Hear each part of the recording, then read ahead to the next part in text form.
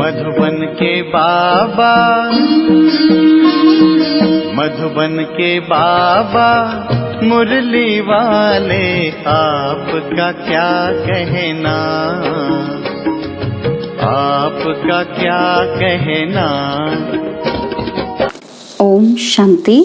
आज 12 सितंबर 2023 के साकार मधुर महावाक्य हैं। आज मीठे मीठे बाप दादा बोले, मीठे बच्चे, तुम्हें 100% सर्व गुणों में संपन्न बनना है। दिल दर्पण में देखना है कि हम कहाँ तक पावन बने हैं। बाबा ने कहा, मीठे बच्चे, तुम्हें 100% सर्व गुणों में संपन्न बनना है। दिल दर्पण में देखना है कि हम कहाँ तक पावन बने हैं। बाबा ने आज प्रश्न पूछा कि तुम बच्चे कौन सा उत्सव रोज मनाते हो और मनुष्य कौन सा उत्सव मनाते हैं। और उत्तर में बाबा ने समझाया कि तुम दैवी धर्म की स्थापना का अर्थात भारत को स्वर्ग बनाने का उत्सव रोज मनाते हो। रोज तुम्हें मनुष्य को देवता बनाने की सैपलिंग लगानी है। वे मनुष्य तो जंगल के कांटों की सैपलिंग लगाते और नाम देते हैं वनोत्सव, और तुम कांटों से फूल बनाने का उत्सव रोज मनाते हो। तुम्हारे जैसा उत्सव और कोई मना नहीं सकता। मुरली का गीत है, मुखड़ा देख ले प्राणी तू अपने मन दर्पण में। ओम शांति। यह किसने कहा? यह तो है ही बाप और बच्चों का सम्मुख मिलन। बच्चों को अब दिव्य चक्षु ज्ञान का तीसरा नेत्र मिला है देखने के लिए, क्योंकि पतित अथवा पाप आत्माएं तो सब थे। पतितों को पावन बनाने के लिए बाप श्रीमत देते हैं। यह श्रीमत देने वाला कौन है, उनको भी समझना चाहिए। वही बोलते हैं आत्माओं को। आत्मा जानती है कि मैंने इस शरीर से अच्छे कर्म किए हैं या बुरे कर्म किए हैं। बाबा तुम बच्चों को समझ देते हैं, ये तो जरूर है सब पतित थे। अभी तुम देखो कि हम कहाँ तक पावन बने हैं और दैवी गुण धारण किए हैं। दैवी गुण धारण कराने वाला है सर्व गुणों का सागर बाप। वह बैठ समझाते हैं। मनुष्य तो गाते हैं मुझ निर्गुण हारे में कोई गुण नहीं। खुद कहते हैं कि हमारे में गुण नहीं है। अब तुम बच्चों को फिर 100% सर्व गुण संपन्न बनना है। कहते हैं अपने दिल दर्पण में देखो। जब सर्वगुण संपन्न बनेंगे तब ही तुम श्री लक्ष्मी व श्री नारायण को वर सकेंगे। पहले पहले तो बाप का परिचय देना चाहिए। ऐसा जो बेहद का बाप है, जिसके लिए गाते हैं कि तुम माता पिता हम बालक तेरे, उस परम पिता की बड़ी महिमा है। कहते हैं शिवाय नमः।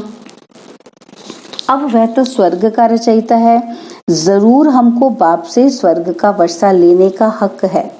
बेहद के बाप का वर्षा स्वर्ग की बादशाही है जो हमको देते हैं। भारत को स्वर्ग की बादशाही थी, अभी नहीं है। जरूर बाप से ही मिली थी। भारत ही सचखंड बनता है।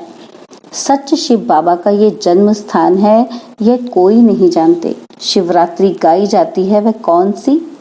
श्री कृष्ण की भी रात्रि, शिव की भी रात्रि दिखाते हैं। श्री कृष्ण का तो माँ के गर्भ से जन्म हुआ। शिव बाबा के लिए जन्माष्टमी तो वास्तव में नहीं कहेंगे। शिव बाबा आते ही तब हैं जब ब्रह्मा की रात होती है। रात के बाद दिन अर्थात कलयुग का अंत और सतयुग की आदि होती है। इसको कहा जाता है घोर अंधियारी रात। यह बेहद की बात हो गई। हद की रात तो होती ही है, परंतु कलयुग अंत को घोर अंधियारा कहा जाता है। ज्ञान अंजन सतगुरु दिया, तो सतगुरु ज्ञान सूर्य बाप को कहा जाता है। पहले पहले तो बाप और वर्षे का परिचय देना है। समझो कोई बादशाह को बच्चा नहीं है। किसी गरीब के बच्चे को गोद लेता है तो बच्चा दिल में जानता है ना कि मैं गरीब था और अब मैं बादशाह का बच्चा हूँ। तुम भी जानते हो कि हम रावण का बनने से बहुत गरीब कंगाल बन गए थे और अभी हम बेहद के बाप के बने हैं। उनसे हमें स्वर्ग का वर्षा मिलता है। ये अच्छी तरह परिचय देना है और फिर लिखवा कर लेना है कि हमको बेहद बाप से बेहद का वर्षा मिलता है। यह ज्ञान और कोई दे नहीं सकता। सन्यासी तो घर बार छोड़ जाते हैं, फिर वह माँ, बाप, चाचा, मामा आदि कहलाने से निकल गए, खलास। और यहाँ तो ग्रस्त धर्म की बात है, वह ग्रस्त धर्म का त्याग करते हैं। और तुम बच्चों को बाप समझाते हैं कि तुम सो देवी देवता ग्रस्त धर्म में थे, सर्वगुण संपन्न, संपूर्ण निर्विकारी थे और तुम स्वर्ग के मालिक भी थे। फिर पूज्य से तुम पुजारी बन अपनी पूजा भी करते हो। जब तुम पूज्य सो देवी देवता हो तो तुमको वहां पूजा करने की दरकार नहीं है। वैसे ही भारत देवी देवताओं का पूज्य कुल था, अभी पूज्य से पुजारी बने हो, फिर तुम बच्चों को पुजारी से पूज्य देवी देवता बनना है। इसलिए ही गाया जाता है, आपे ही पूज्य आपे ही पुजारी। बाप पूज्य और पुजारी नहीं बनते, बाप तो सदा पूज्य है ही। भक्ति मार्ग में ब्राह्मण लोग मंदिर में शिवलिंग रखते हैं, फिर बाप की बैठ पूजा करते हैं कि हम उनके बच्चे हैं। हे परमपिता परमात्मा, ऐसा कहेंगे ना? वह तो है निराकार, आत्मा भी है निराकार। शिव के पास जाते हैं तो कहते हैं परमपिता परमात्मा निराकार शिव। यह आत्मा ने कहा इन ऑर्गन्स सारा। अभी तुम बच्चे यह भी जान गए हो कि जो अच्छे कर्तव्य करके जाते हैं तो उनकी महिमा की जाती है। अभी तुम माता पिता उस निराकार को ही कहते हो। तुम्हारे सहज राजयोग और ज्ञान की शिक्षा से हम सुख घनेरे पाएंगे, उसके लिए तुम पुरुषार्थ कर रहे हो। कितनी सहज बात है। तुम प्रजापिता ब्रह्मा के बच्चे बीके प्रैक्टिकल में हो, सम्मुख बैठे हो। शिव बाबा और ब्रह्मा बाबा दोनों के सम्मुख हो। शिव बाबा को तो अपना शरीर तो है ही नहीं। तुम जानते हो शिव बाबा इनके मुख द्वारा राजयोग सिखला रहे हैं। श्री कृष्ण तो छोटा बच्चा है, वे कैसे कहेगा कि देह से ही देह के सभी संबंधों को भूलो, अपने को आत्मा समझो। यह श्री कृष्ण तो कह न सके, यह तो बाप ही कह सकते हैं। तो ये बड़ी भूल हुई है ना। लक्ष्मी नारायण से लेकर यथा राजा रानी तथा प्रजा, उन सबको तो सुख मिला हुआ था। वही सब 84 जन्म ले तमो प्रधान बने हैं। मूल लक्ष्मी नारायण हुए ना, यथा राजा रानी तथा प्रजा। अभी फिर तुम आकर शूद्र से ब्राह्मण बने हो और यह तुम्हारा लीप जन्म है। लीप कहा जाता है धर्माओं को। तुम जानते हो हमारा यह ईश्वरीय जन्म है। दिन प्रतिदिन बाबा नई नई पॉइंट्स समझाते रहते हैं। जहां तक जीना है अंत तक तुमको पढ़ना है। पॉइंट्स निकलती रहेंगी, ऐड होती जाएंगी। ज्ञान यज्ञ भी अंत तक चलना है। रुद्र यज्ञ रचते हैं, मिट्टी के सालिग्राम बनाकर उनकी बैठ पूजा करते हैं। आत्मा की पूजा होती है और तुम जीव आत्माओं ने ही भारत को सिरताज बनाया है, तो आत्माओं की पूजा करते हैं। परमपिता परमात्मा बाप के साथ तुम भी सर्विस कर रहे हो, तो शिवलिंग के साथ सालिग्राम भी बनाते हैं। तो मुख्य पहले बाप का परिचय देना है। शिव बाबा ने जन्म लिया, परंतु माता के गर्भ से थोड़े जन्म लेते हैं। वह है ही निराकार। जैसे कोई शरीर छोड़ देता है, फिर उसकी आत्मा को बुलाते हैं श्राद्ध खाने के लिए, तो आत्मा को खिलाते हैं ना। आत्मा ही स्वाद लेती है, कड़वा मीठा दुख सुख यह आत्मा को भासता है। आत्मा में ही संस्कार है। आत्मा को सुख व दुख तब भासता है जबकि शरीर है। बाबा ने समझाया है कि सजा कैसे मिलती है। सूक्ष्म शरीर भी नहीं, स्थूल शरीर धारण कराए सजा देते हैं। गर्भ जेल में सजा खाते हैं, त्राही त्राही करते हैं कि बस मुझे बाहर निकालो। गर्भ महल का भी मिसाल दिया हुआ है, बाहर निकलना नहीं चाहते थे। यह दृष्टांत है। सतयुग में गर्भ भी महल बन जाता है, वहां कोई पाप होता नहीं। अभी तुम जानते हो कि पतित कैसे हुए हैं। नाम ही है अजामिल जैसे पतित। बहुत पाप करते हैं और पावन माना निर्विकारी। मूल बात ही विकार की है, इसलिए पावन बनने के लिए सन्यासी घर बार छोड़ देते हैं, तो उनको महात्मा कहते हैं। मनुष्य सब पतित हैं, इसलिए गाते रहते हैं कि पतित पावन सीताराम, रघुपति राघव राजा राम। अब राजा राम तो शिव बाबा को नहीं कहेंगे। राम परमपिता परमात्मा को कहा जाता है, राजा राम नहीं। मैं तो महाराजा महारानी बनता ही नहीं हूँ। श्री लक्ष्मी महारानी, नारायण महाराजा तुम बनते हो, हम नहीं। मैं तो निराकार पुनर्जन्म रहित हूँ। शरीरधारी जो हैं वह सब पुनर्जन्म लेते रहते हैं। बाप कहते हैं मैं हूँ निराकार, मुझे भी प्रकृति का आधार लेना पड़ता है। मैं गर्भ में प्रवेश नहीं करता हूँ, मैं इनमें प्रवेश करता हूँ। यह अपने जन्मों को नहीं जानते हैं। बाप बैठ समझाते हैं, तुम सो देवी देवता थे, फिर शूद्र बने, अभी तुम सो ब्राह्मण बने हो। मैं तुमको समझाता हूँ कि तुम अपने जन्मों को नहीं जानते। जो ब्राह्मण बनेंगे वही आकर समझेंगे। बाप कहते हैं, इस प्रकार तुमने 84 जन्म पूरे किए हैं। कहा जाता है 21 पीढ़ी का वर्षा। बेहद का बाप बेहद सुख का वर्षा देंगे ना। लौकिक बाप से तो अल्पकाल का सुख मिलता है। अमर लोक में आदि मध्य अंत सुख है, यहाँ आदि मध्य अंत दुख है। तुम पार्वतियों को अमरनाथ शिव बाबा अमर कथा सुनाते हैं, सत्यनारायण की कथा भी वह सुनाते हैं। ज्ञान का तीसरा नेत्र देने की कथा है।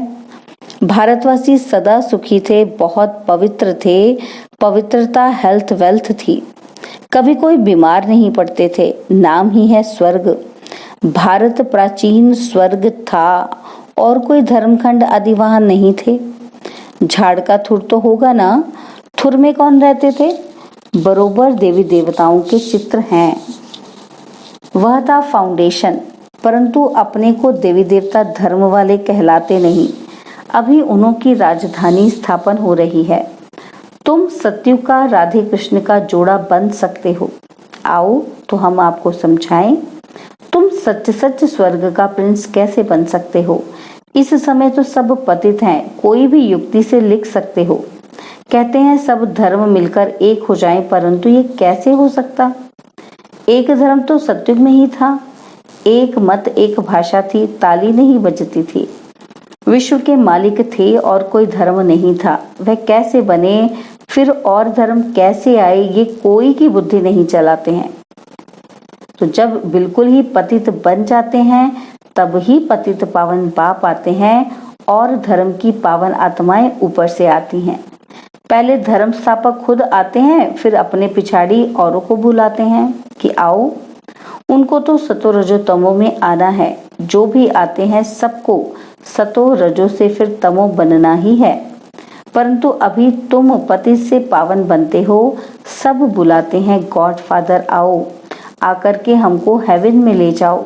वह हेवन कोई मुक्ति को, कोई जीवन मुक्ति को समझते हैं। तुम समझते हो कि हेवन जीवन मुक्ति को कहा जाता है।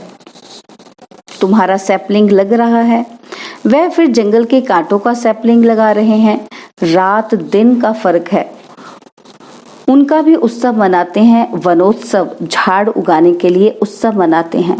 और तुम दैवी धर्म स्थापना का अर्थात भारत को स्वर्ग बनाने का रोज उत्सव मनाते हो। रोज मनुष्य से देवता बनाने का पुरुषार्थ करते हो। कांटों से फूल बनाना यह तुम्हारा रोज का उत्सव होता है। बागवान फिर जरूर इतना इनाम भी देंगे। बच्चों ने गीत सुना कि हे प्राणी, अपने दिल दर्पण में देखो, तुम स्वर्ग के देवी देवता बनने अथवा लक्ष्मी को वरने लायक बने हो। कोई अवगुण तो नहीं है। भल तूफान तो खूब आएंगे, माया छोड़ती कोई को नहीं है। बड़े बड़े दीपकों को भी बुझा देती है। उल्टे सुल्टे संकल्प तो खूब वार करेंगे। मजबूत रहना है, इसमें मुरझाने की बात नहीं है। बाप से योग तोड़ नहीं देना है। सबका खिवैया वह बाप है। विषय व तरणी की बड़ी बड़ी खाड़ी है, उसे तुम योग बल से पार करते हो। विषय सागर से पार होकर तुम क्षीर सागर में चले जाएंगे। विष्णु का राज्य क्षीर सागर में है, अर्थात घी की नदी बहती है, और यहाँ तो घासलेट की रक्त की नदियां बहती हैं। तुम बच्चे जानते हो कि शिव बाबा की श्रीमत से हम शिवालय में जा रहे हैं, जहाँ हम सदैव सुखी रहेंगे। तुम सदा सुखी थे, माया ने दुखी बनाया है। ग्रस्त व्यवहार को अधर्मी बना दिया है और वहां है ग्रस्त व्यवहार धर्मी। अभी तुमको बाप श्रेष्ठाचारी दैवी ग्रस्त धर्म वाला बना रहे हैं। पहले पहले मुख्य है बाप का परिचय। तुम बाप का बनने से स्वर्ग का मालिक बन सकते हो। यह तो दुख धाम है, तुम स्वर्ग में जाते हो वाया मुक्ति धाम। इसलिए शिवपुरी विष्णुपुरी को याद करो। याद करते करते अंतमति सो गति हो जाएगी। यह याद रखो कि हमारे 84 जन्म पूरे हुए और फिर हम कल आकर राज्य करेंगे। दिल दर्पण में अपनी शक्ल देखते रहो। कोई अवगुण तो नहीं हमारे में नहीं है। अच्छा, मीठे मीठे सिक्किलधे बच्चों प्रति माता पिता बाप दादा का याद प्यार और गुड मॉर्निंग। रूहानी बाप की रूहानी बच्चों को नमस्ते। हम रूहानी बच्चों की रूहानी बाप दादाजी को दिलवा जान सिकवा प्रेम से नमस्ते। ओम शांति। प्यारे बाबा, मीठे बाबा, मेरे बाबा, शुक्रिया बाबा, शुक्रिया बाबा, शुक्रिया। धारणा के लिए मुख्य सार है। पहला पॉइंट है, योग बल से विषय वैतरणी की बड़ी खाड़ी को पार करना है। उल्टे संकल्पों में मुरझाना नहीं है, मजबूत रहना है। और सेकंड पॉइंट, पूजनीय बनने के लिए बाप के साथ भारत को सिरताज बनाने की सेवा करनी है। बाबा ने आज वरदान दिया, ट्रस्टी बन लौकिक जिम्मेवारियों को निभाते हुए अथक रहने वाले डबल लाइट भव। ट्रस्टी बन लौकिक जिम्मेवारियों को निभाते हुए अथक रहने वाले डबल लाइट भव। लौकिक जिम्मेवारियों को निभाते हुए सेवा की भी जिम्मेदारी निभाना, इसका डबल लाभ मिलता है। डबल जिम्मेवारी है तो डबल प्राप्ति है, लेकिन डबल जिम्मेवारी होते भी डबल लाइट रहने के लिए स्वयं को ट्रस्टी समझकर जिम्मेवारी संभालो तो थकावट का अनुभव नहीं होगा। जो अपनी गृहस्थी अपनी प्रवृत्ति समझते हैं उन्हें बोझ का अनुभव होगा। अपना है ही नहीं तो बोझ किस बात का। स्लोगन है, सदा ज्ञान सूर्य के सम्मुख रहो तो भाग्य रूपी परछाई आपके साथ रहेगी। सदा ज्ञान सूर्य के सम्मुख रहो तो भाग्य रूपी परछाई आपके साथ रहेगी। ओम शांति। और अब यह एक बहुत अच्छी वीडियो भी जरूर देखें।